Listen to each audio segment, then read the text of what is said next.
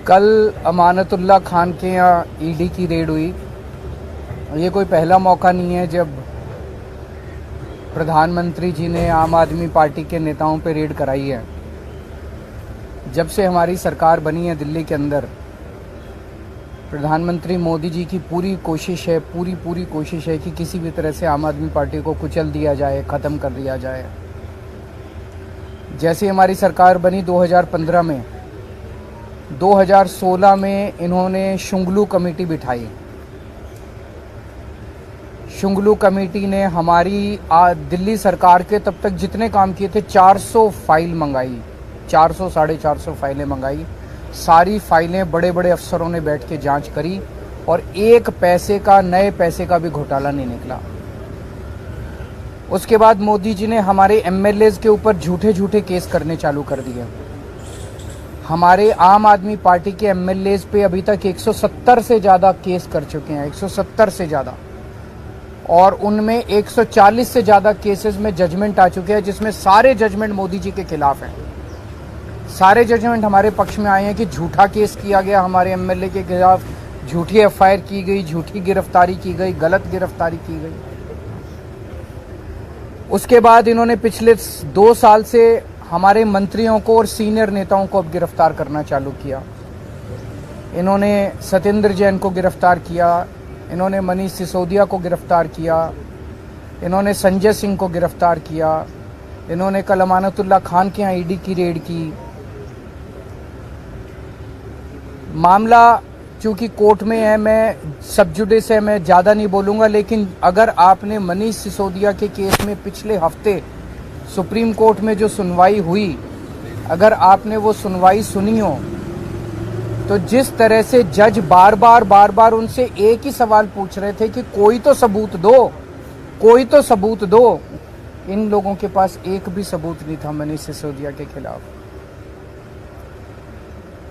तो इसका मतलब सारे के सारे केसेस झूठे किए जा रहे हैं। कल जो अमानतुल्लाह खान के यहाँ रेड हुई, वो भी एक तरह से, जिस तरह से आम आदमी पार्टी को ख़त्म करने के लिए मोदी जी की पूरी मुहिम है, उसी का एक हिस्सा है। आज तक एक नए पैसे का कहीं कोई हेरा फेरी नहीं निकली।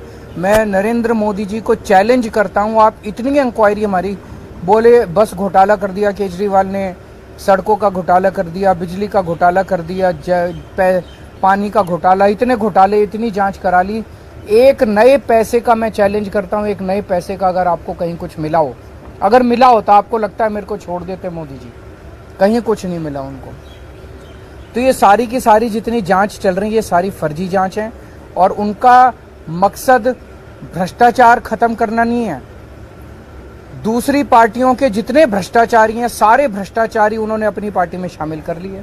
हमने देखा महाराष्ट्र के अंदर अभी 2 दिन पहले जिन नेताओं को चिल्ला कर मोदी जी ने कहा कि इन्होंने 70,000 करोड़ का घोटाला कर दिया, उन सारे भ्रष्टाचारियों को, जो मोदी जी की नज़र में भ्रष्टाचारी थे, उनको उन्होंने अपनी पार्टी में शामिल कर लिया।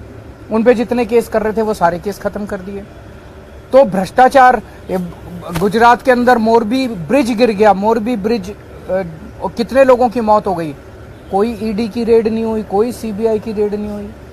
इनके अपने राज्यों के अंदर, कर्नाटक के अंदर बताते हैं 40% कमीशन वाली सरकार, इनकी सरकार को फेमस कहा जाता था, कोई ईडी की रेड नहीं हुई उनके यहाँ, कोई सीबीआई की।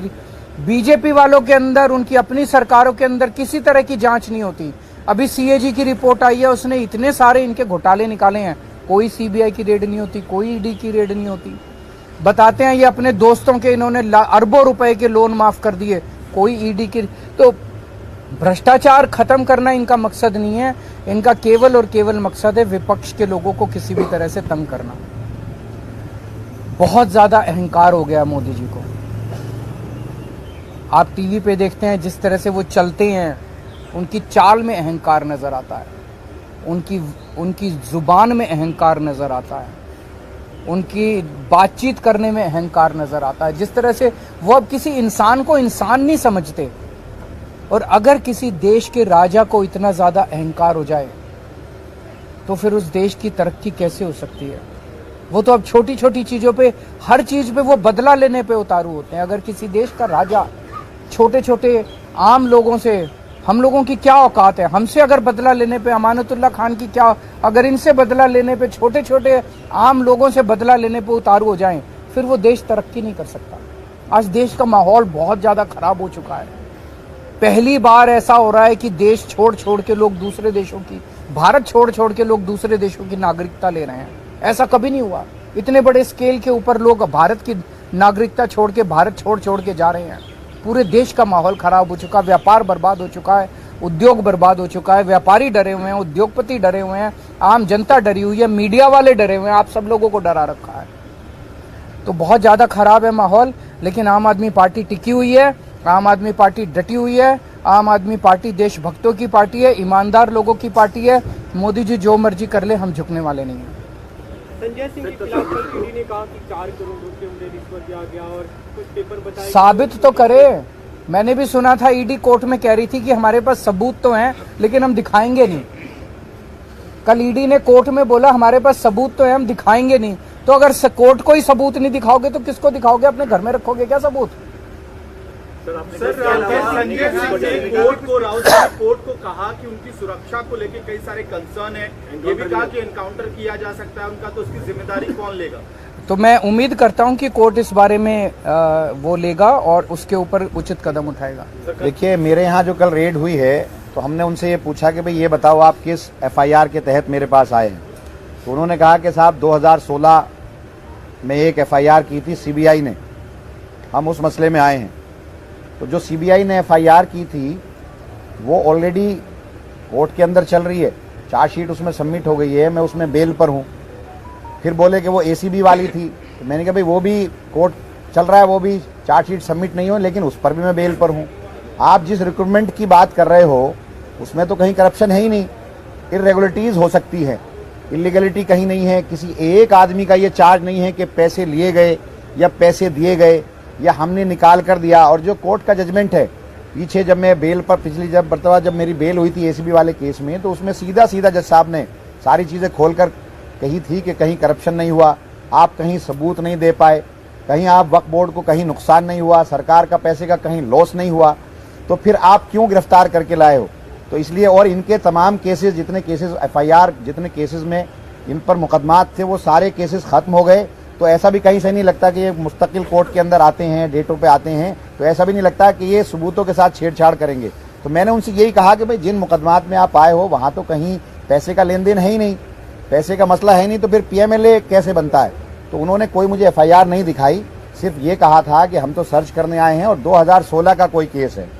तो 2016 का जो केस है वो नागपाल साहब के हैं, जो 17 तारीख को उसमें हियरिंग है, उसमें मैं पहले से जो हूँ बेल पर हूँ और वो चल रहा है। और वहाँ ये खुद नहीं जम पा रहे हैं, कुछ बता नहीं पा रहे हैं, वहाँ कुछ दिखा नहीं पा रहे हैं।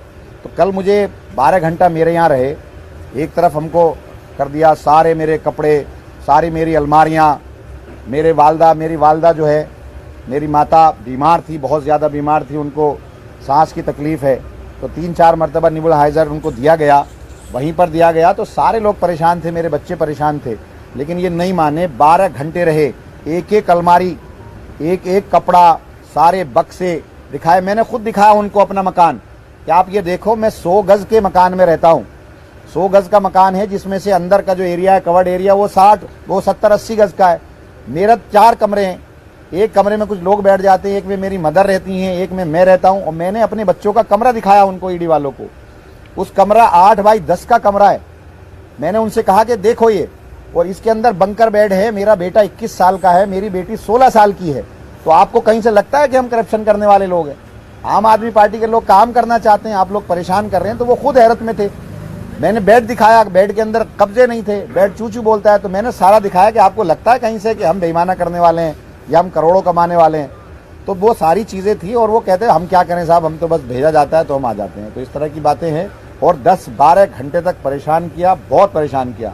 खाना तक हमने नहीं खाया 12 घंटे तक, सिर्फ वो मेरी एक एक चीज़ ढूंढते रहे।